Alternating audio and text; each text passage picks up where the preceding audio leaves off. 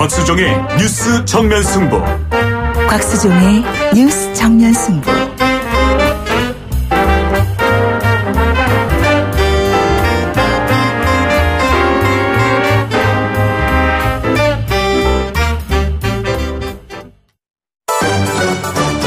김작이 묻고 곽박이 경제로 답한다. 주파수 94.5 YTN 뉴스 FM 곽수종의 뉴스 정면 승부 3부 시작하겠습니다. 김 작가가 문을 열어줍니다. 네, 김 작가입니다. 예전에 비해서 담배 가격이 요즘 많이 올랐잖아요. 네. 술 같은 경우에는 가격이 좀 올라도 마트에서 세일하거나 1+1을 하기도 하는데 네. 담배는 그런 할인 판매가 금지되어 있다고 하더라고요. 네. 왜 담배는 할인 판매를 못하는 건가요? 제가 담배를 85년인가 대학교 4학년 때 피기 시작을 해서 2009년도에 끊었어요. 그러니까 저도 한 담배를 4, 5년 피우고 있었는데요. 우리나라 담배 가격이 상당히 저렴했죠. 군에 가면은 군에서도 그냥 담배를 면세로 주고 했으니까요.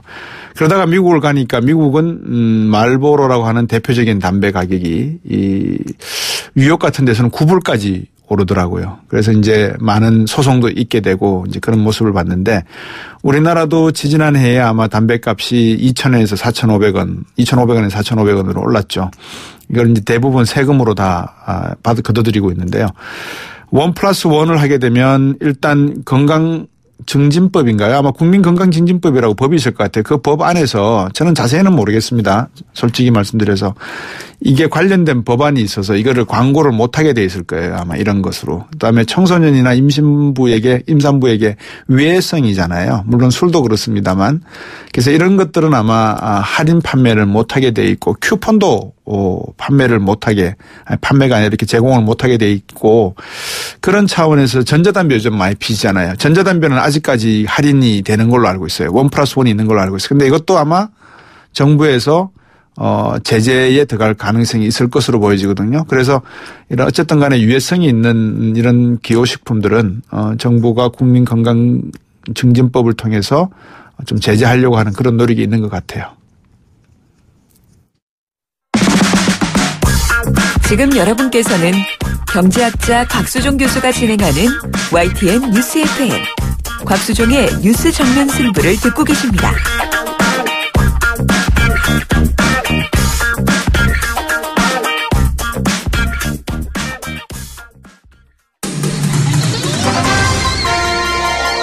정면 스포츠. 네, 오늘 하루 동안 있었던 스포츠 소식 정리해드리겠습니다. 중앙일보 김원 기자입니다. 안녕하세요. 네, 안녕하십니까. 네, 지금 내일이면 이제 북한과 고위급 회담이 열리면서 평창 올림픽 이야기가 될 것 같은데 피겨 북한 대표 선수가 확정이 됐습니까? 출전에? 그 북한 대표 선수는 아직 확정이 된 건 아니고요. 우리나라 선수는 확정이 됐습니까? 그러면? 예. 어제 서울 목성 아이스링크에서 평창 올림픽 피겨 스케이팅 국가대표 최종 선발전이 열렸는데요. 네. 그 여자 싱글에서는 최다빈, 김하늘 선수가, 남자 싱글에서는 차준환 선수가 올림픽 출전을 확정지었습니다. 예. 아이스 댄싱의 민유라 갬린조도 평창이 결정됐고요. 네. 국내 유일의 피겨 페어조인 감강찬, 김기훈조는 이 개최국 쿼터를 받을 가능성이 높은데요. 예. 이게 이제 29일에 최종 결정됩니다. 네. 이번 대표 선발전은 세 차례로 나뉘어 열렸는데요. 여자 싱글의 경우 최다빈 선수가 예상대로 1, 2, 3차전 모두 1위에 올라서 평창의 티켓을 따냈고요. 네. 김하늘 선수가 박서연 선수와 경합 끝에 승리했습니다. 예. 남자부에서는 대역전극이 펼쳐졌는데요. 3차 선발전이 열리기 전까지만 해도 2차 선발전에서 모두 1위에 올랐던 이준영 선수의 승리가 거의 확실했었는데요. 2위 차준환 선수와의 점수차가 27.54점이나 됐었거든요. 네네. 그런데 이준영 선수가 3차 선발전 프리스케이팅에서 결정적인 실수를 저지르면서 차준환 선수에게 출전권을 내주고 말았습니다. 예. 차준환 선수는 국내 남자 싱글 역대 최고 점수인 252.65점을 기록하면서 이준영 선수의 단 2.13점 앞서는 기록으로 선발전을 1위로 통과했습니다. 개인에게는 상당히 영광스러운 그런 출전 티켓일 건데 27.54점이나 앞서 있다가 결정적인 실수로 티켓을 놓쳤네요. 네, 맞습니다. 네. 그 피겨스케이팅 같은 경우에는 이 국제대회에서 국가별 올림픽 출전권을 먼저 따야 하는데요. 그 여자의 경우에는 최다빈 선수가 지난해 세계선수권대회에서 10위에 오르면서 2장을 확보했고요. 남자는 사실 그 세계선수권대회에서 티켓을 따는데 실패한 뒤에 추가 출전권이 걸린 그 네베론 트로피 대회에서 이준영 선수가 5위에 오르면서 출전권 한 장을 따냈습니다. 근데 그 이준영 선수 같은 경우에는 그 본인이 국가별 출전권을 본인이 따냈는데요. 정작 올림픽 무대에는 본인이 나서지 못하게 된 상황이 된 거거든요. 그렇군요. 그 어제 경기가 끝난 뒤에 이준영 선수는 좀 아쉬움의 눈물을 펑펑 흘리고 말았습니다. 아직 더 힘내라는 이야기밖에 못 해줄 것 같고요. 2014년 소치올림픽에서 김연아 선수가 정말 이거는 금메달이었다라고 다 아실 것 같은데 이번에 은메달 땄는데 이번에도 좀 우리 앞에서 말씀 주신 여자 싱글 2명 참석한 선수 있잖아요. 최다빈 선수하고 메달권 안에 좀 예상해도 될까요? 어떻게 보십니까?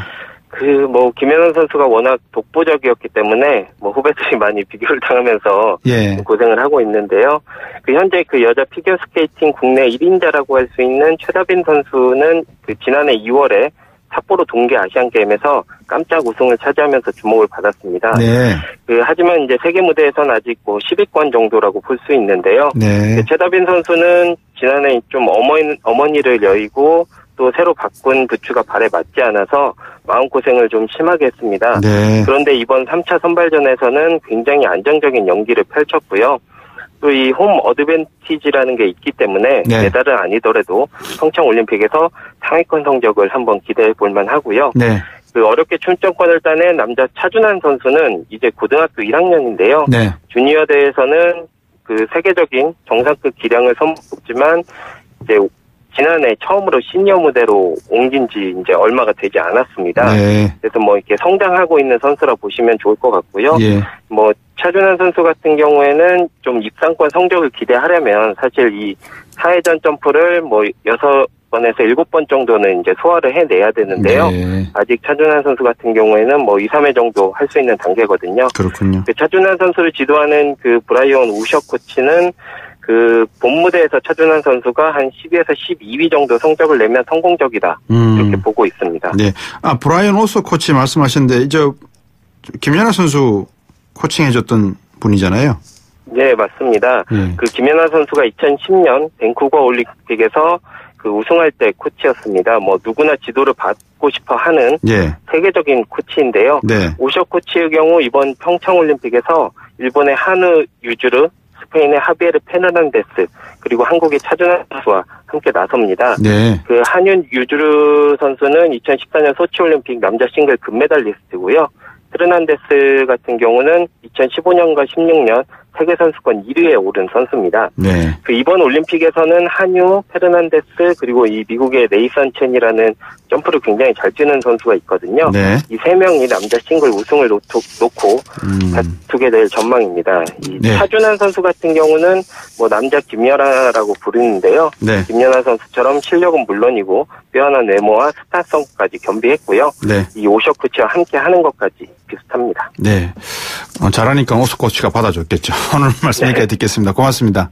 네, 감사합니다. 지금까지 중앙일보 김원 기자였습니다. 곽수종의 뉴스 정면 승부. 방송 들으시고 의견 있으신 분들은 지금 바로 샵 0945, 샵 0945. 짧은 문자 50원, 긴 문자 100원이 부과되는 휴대전화 문자 메시지를 보내주세요. 오늘 들으신 방송은 YTN 라디오 홈페이지와 곽수종의 뉴스 정면 승부 팟캐스트를 통해 다시 확인할 수 있습니다.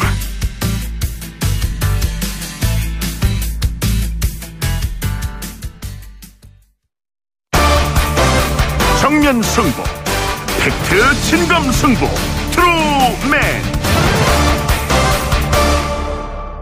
팩트 진검 승부 트루맨 시간입니다. 시사인 고재열 기자, 팩트체크 전문 미디어 뉴스톱의 김준일 팩트체커 두 분 나오셨습니다. 인사 나누겠습니다. 안녕하십니까? 네, 안녕하세요. 새해 복 많이 받으십시오. 새해 복 많이 받으십시오. 새해 바뀌고 첫 방송이죠, 오늘. 그죠?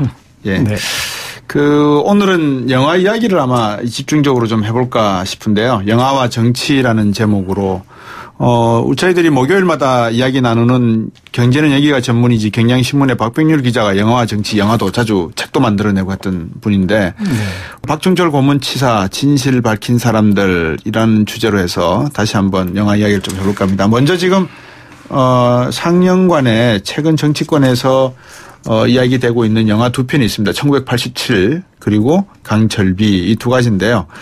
두 분께서 보신 적 있으십니까 혹시?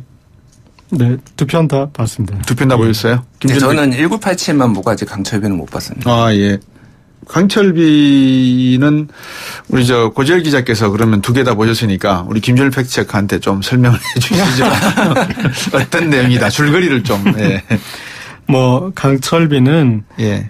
지금의 한반도 상황을 그대로 영화화했다라고 보시면 될 것 같고요. 예. 이렇게 지금 이 남북이 극도의 갈등 상황에 있다가 그것이 이제 핵전쟁 위기가 발발하는 예. 그런 상황으로 갔을 때 그것을 이제 남북의 이 북의 특수요원이었던 정우성 씨와 예. 그리고 그다음에 이제 이 외교관리 수석인 이제 곽도원 이 두 명이 예.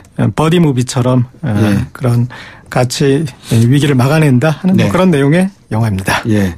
그러면 김준일 팩트체크께서 안 보신 청취자분들을 위해서 1987을 설명을 좀 줄거리를 간단히 해 주십시오. 예, 1987은 워낙 요즘 화제가 돼서 다 아시겠지만, 예. 1987년 6월 항쟁, 60에서 이제 6.29 선언으로까지 이어지는 그 6월 항쟁을 이제 그린 영화고요. 예. 그 전에 이제 박종철, 서울대 박종철 군의 이제 군이라고 하기에는 저보다 연배가 높아서 당시에 이제 박종철 씨의 네. 고문치사 사건을 둘러싸고 거기에서 은폐하려는 경찰과 그거를 밝히려는 기자 또 검사, 의사 또 네. 그 많은 사람들의 어떤 그런 활약상을 그린 영화고요. 그거는 사실 그냥 그대로 있는 대부분이 실제 있었던 그 등장인물들도 이름이 같아요. 그러니까 실존했던 인물들과 거의 똑같고요. 실제 있었던 사건을 그 배경으로 만든 거라서 굉장히 몰입도가 높다고 해야 되나? 그 당시를 기억하는 분들은 86세대라고 하죠. 그분들은 굉장히 좀 감동을 많이 받는 그런 영화인 것 같습니다. 이 정치권에서도 제가 지금 두 영화를 놓고 보는 쪽이 다르다라는 말씀을 아마 언론을 통해서 들으셨을 건데요. 문재인 대통령은 1987을 보신 것 같아요. 강철비는 아직 안 보신 것 같고. 그래서 문재인 대통령이 강철비를 보시고 난 다음에 소감을 이렇게 말씀하신 내용이 있으니까 한번 들어보시겠습니다. 저는 오늘 영화 보면서 가장 조금 마음에 울림이 컸던 대사가 그런다고 세상이 바뀌나요? 였습니다.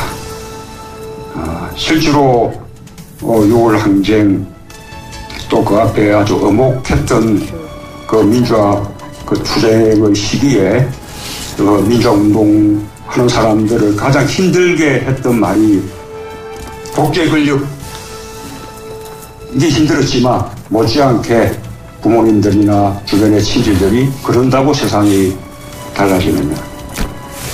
그런 말이었다고 생각합니다. 아마도 여러분들 지난 겨울 촛불 집회 참석할 때도 부모님들이나 가까운 사람들로부터 그런다고 세상이 바뀌느냐. 그런 말을 아마 저는 들은 분들이 많이 있을 거라고 생각합니다. 지금도 정권 바뀌었다고 세상이 달라지는 게 있냐. 그렇게 이야기하는 분들도 있죠. 저는 오늘 이 영화는 그 질문에 대한 답이라고 그렇게 생각합니다. 이렇게 역사는 금방금방은 아니지만 그러나 긴 세월을 두면서 그렇게 뚜벅뚜벅 발전해오고 있는 겁니다. 이 영화를 준비하면서 내가 지금 이렇게 잘 살고 있는 게 많은 빚을 지고 있구나라고 생각했었고 그 빚을 조금이라도 갚을 수 있는 심정으로 참여했던 건데 아직도 마음이 많이 아프고 저도 좋은 영화 찍으면서 노력하도록 해봅니다.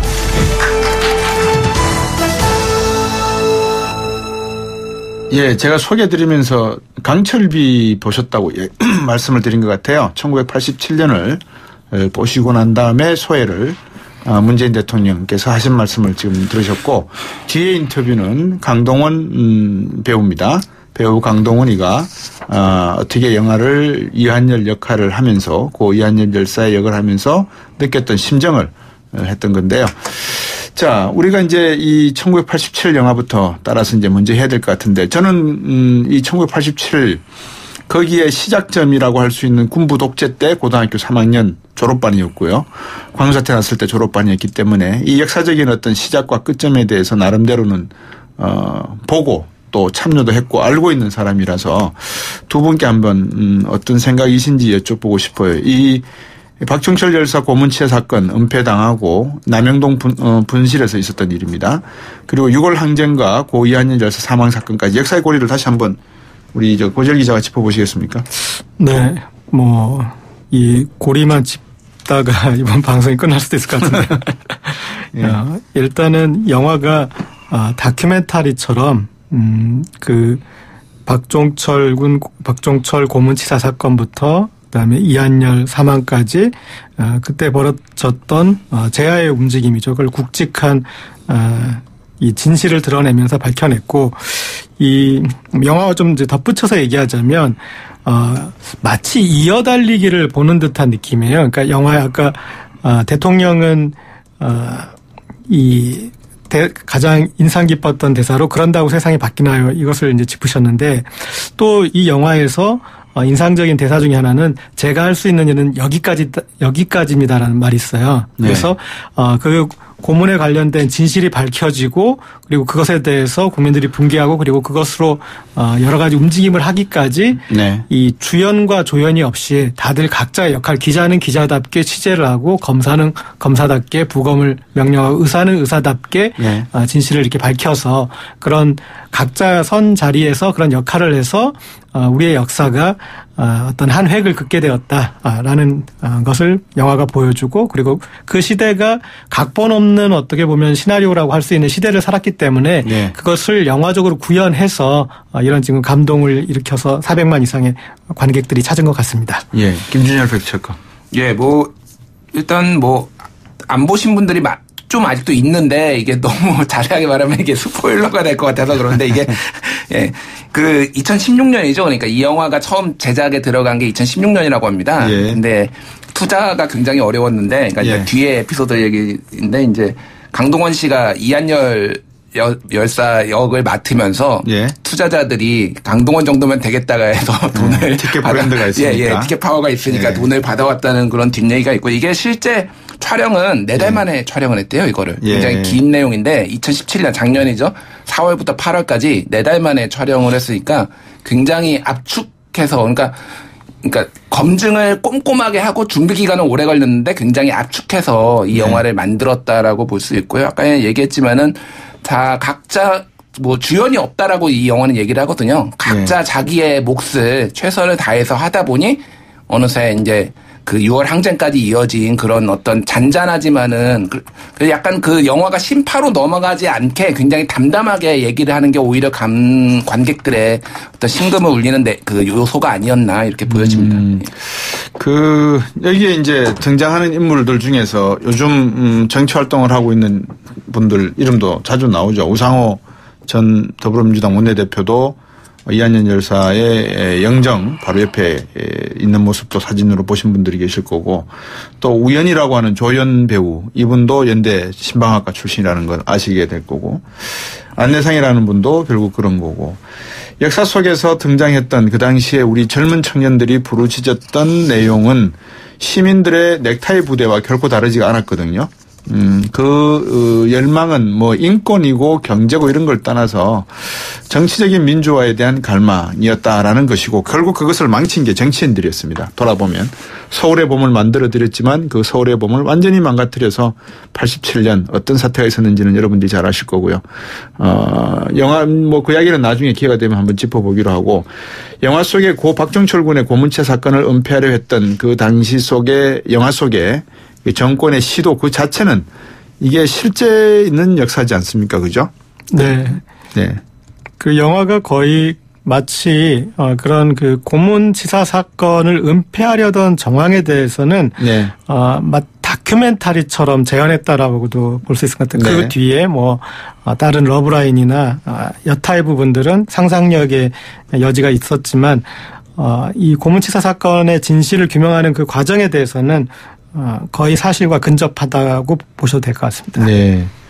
그 안에서 보면은 이제 박종철 군이 당시에 사망한 시간이 오후 한 7시 40분쯤 그렇게 되는데 하정우 배우가 하는 역할이 이제 최부장 검사 역할이지 않습니까? 최완 당시 서울지검 공안부자 역할인데 그 관계 내용을 조금 김준일 팩트체크가 한번 설명해 주시겠습니까? 어떤 상황이 전개가 되고 있었는지 고문치사 사건. 예, 이제 박종철 열사가 사망한 게 1월 14일 오후 7시 40분이고요. 네. 경찰들이 그 영화에서도 그대로 나오는데 경찰들이 이제 이거를 은폐하기 위해서 이제 화장을 하겠다. 이제 부검을 안 하고 화장을 하겠다라고 이제 얘기를 요청을 했고 어쨌든 지금하고 확연히 위세가 다르지만은 어쨌든 당시에도 경찰이 검찰의 지휘를 받았거든요. 근데 당시는 근데 전두환 정권이 경찰한테 엄청난 힘을 몰아줬어요. 왜냐면은 독재 정권을 유지하기 위해서는 수족처럼 부려야 되는데 검사는 나름 뭐라고 해야 되나 엘리트 의식 같은 게 있어서 그렇게 하기는 싫다라는 약간의 그런 게 있어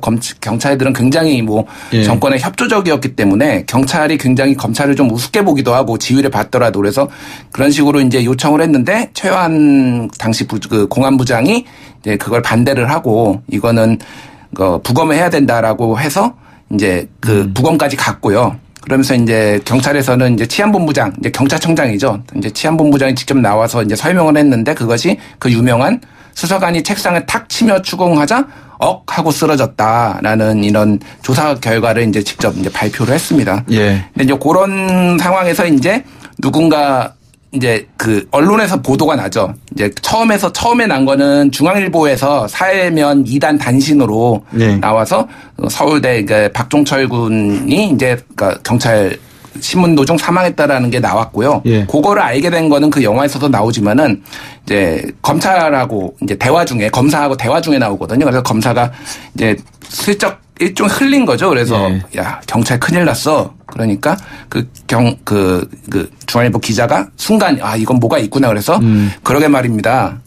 요즘 경찰들은 너무 기세등등했어요라고 이제 운을 딱 받아주니까 그 친구 대학생이라지 서울대생이라며라고 검사가 또 한마디 던지고 그래서 뭐 후배이자한테 그렇다고 들었습니다라고 한 다음에 그 정보를 가지고 조각조각 다 취재를 해가지고 끌려간 사람이 박종철이고 지금 이런 것까지 해서 이제 짜맞춰서 중앙일보가 처음 기사를 썼고요.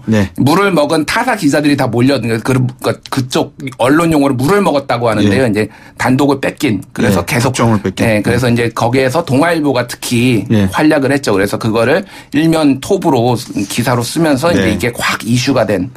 그런 경찰은 참 주옥 같은 말들을 많이 만들어내요. 보니까 탁 치니까 하고 쓰러졌다 그러고요. 최근에는 코너링이 좋아서 운전병으로 뽑았다 그랬어요. 팩트 진검승부 트루맨 잠시 후 4부에서 이어가겠습니다.